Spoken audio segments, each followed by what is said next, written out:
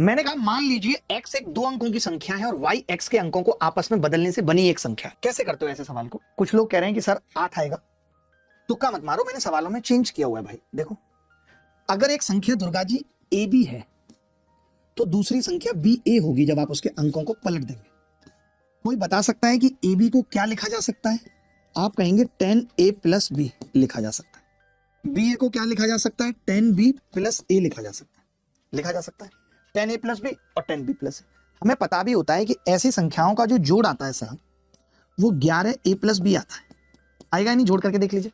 इन्होंने कहा है दुर्गा जी कि x प्लस वाई 2 अंकों की सबसे बड़ी संख्या है। आप बता सकते हैं 2 अंकों की सबसे बड़ी संख्या? 99। 2 अंकों की सबसे बड़ी संख्या है 99।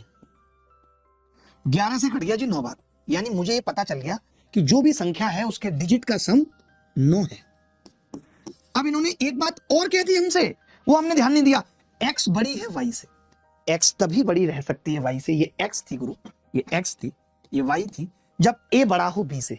यानी मैं क्या ले सकता हूं इसको? एक तो आपने कहा 8 1 ले सकता हूं, 7 2 ले सकता हूं और 6 3 ले सकता हूं, 5 4 ले सकता हूं। तो 4 संख्याएं बनेंगी। मेरी बात सुनो, अगर इसमें ये लाइन ना लिखी होती x बड़ा है y से बस, तो फिर 8 1 की जगह 1 8 भी होता, 2 7 भी होता, 3 6 भी होता, 4 5 भी। उस केस में उत्तर 8 आता। अगर ये लाइन x बड़ी है y से नहीं होती तो उत्तर आता d। उत्तर आता d। समझ पा रहे हो कि नहीं? आगे बढ़ते हैं।